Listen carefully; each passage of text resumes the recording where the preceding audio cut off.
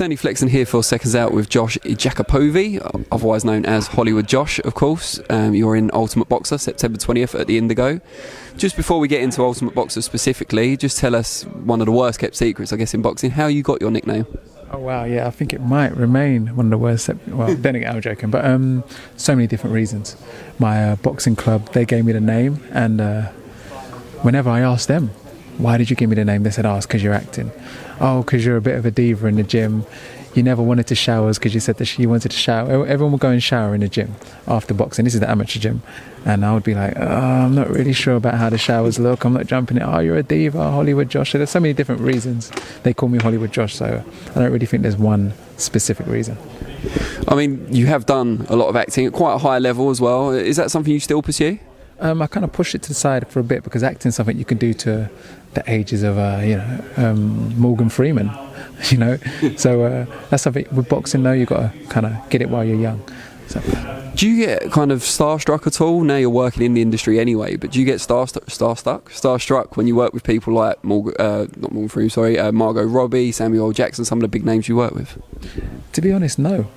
And I think that's credit to them because their demeanour is so relaxed. Being around people like that, they make you feel calm, they make you feel relaxed. So half of them, you're like, oh wow, is this the same guy in Pulp Fiction who's here talking to me now, making me feel so calm? So no, I didn't really get starstruck. Who are your idols in either field? So who's your boxing idol and who's your movie idol? Oh, I'd say boxing-wise, I'm inspired by Thomas Hearns, Michael Secondton. Not a lot of people know him, but he was a great fighter. The Pernod. Okay, good. Okay, yeah. So they were my people who I looked to in boxing. Acting. Oh, there's such a wide range. There's so many to choose from, and you can pick up a little something from everyone. So there's no one in particular. That's very diplomatic of you. You obviously turned pro with a fair bit of hype around you. There was a lot of interest, and first major title shot, Southern area, you came up short. How big a disappointment was that? Very big disappointment, and I think that was down to how I performed. So it wasn't even down to who I was fighting. It was just how I performed on that night and the stuff that took place, like in the back, all that type of stuff. I felt like I should have been able to handle some of the, little things that can put you off in a fight at that magnitude at the time, and I didn't think I handled it well. At that, even though I didn't perform too well, I don't really feel like I lost the fight, to be fair. But in terms of my performance, yes, that was a lot for me to work on. What did you learn from it? How will you approach these fights and future fights differently?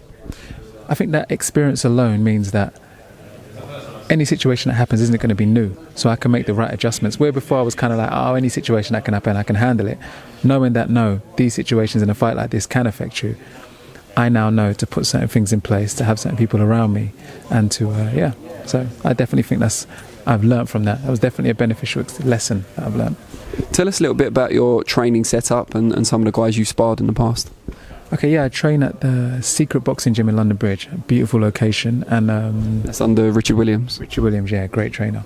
I've sparred a lot of people. Even when I first turned pro, before I turned pro, I was Billy Joe Saunders' sparring partner. I would spar him. I was one of the only fighters that could be in there 10 rounds of him a pop. So I learned a lot from being in there with him. Did you hit him much?